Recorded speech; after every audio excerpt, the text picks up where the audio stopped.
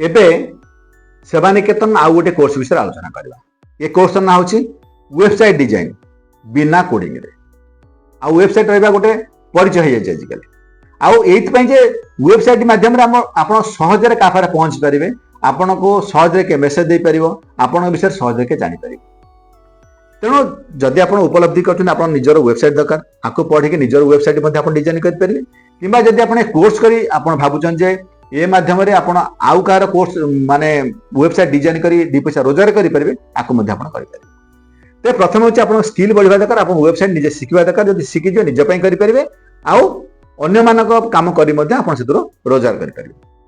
तेरे ये कोर्स रे आम प्रथम कौन देचु जे स्टेप 1 रे आम डोमेन विषय कहूँ डोमेन केमिति किनिबे ए विषय में आलोचना करछु बा डोमेन केमिति पाइबे डोमेन केमिति भलो डोमेन चूज करबे ए विषय में आलोचना करछु। स्टेप 2 रे होस्टिंग विषय आलोचना कराछि वेबसाइट पे जो दीटा दिन दरकार डोमेन और होस्टिंग ए विषय डिटेल्स आलोचना कराछि आ आपण ए डोमेन और होस्टिंग कोड पाइबे ए विषय आलोचना कराछि। स्टेप 2 रे डोमेन और होस्टिंग केमिति आपण लिंक करबे। स्टेप 4 रे आपण सेतर वर्डप्रेस केमिति इंस्टॉल करबे ए विषय आलोचना कराछि। स्टेप 5 रे वर्डप्रेस को आपण केमिति डैशबोर्ड को जाई तार विभिन्न प्लगइन इंस्टॉल करी ड्रैग एंड ड्रॉप रे कौन से कोडिंग दरकार नै। आपण जदि वर्डप्रेस रे वेबसाइट डिजाइन शिखिया चाहूछंती कौन से कोडिंग रे आवश्यकता नै। जदि आपण साधारण कंप्यूटर पे नॉलेज अछि तेबे मध्य आपण बिना कोडिंग रे भलो भलो वेबसाइट डिजाइन करि परिबे।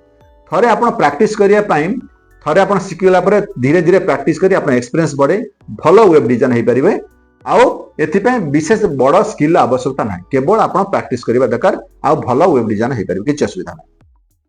एथिरे आपण निजर ब्लॉग करि परिबे एनजीओ पई वेबसाइट डिजाइन करि परिबे कोनोसी व्यवसाय पई वेबसाइट डिजाइन करि परिबे ई कॉमर्स साइट पई बिजनेस जो माने करछन से माने पई मध्य आपण वेबसाइट डिजाइन कर देई परिबे रोजगार करि परिबे। तेबे कोर्स आपण जॉइन करिवे केमिति जेमिति कहलना सेवानिकेतन ऐप रे ए कोर्स उपलब्ध।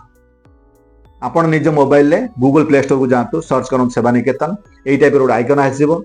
एबे सेवानिकेतन ऐप को आपण मोबाइल ले डाउनलोड करन लॉगिन करिया पे केवल आपण व्हाट्सएप नंबर दरकार। व्हाट्सएप नंबर देई आपण कोन करिवे लॉगिन हेजिबे।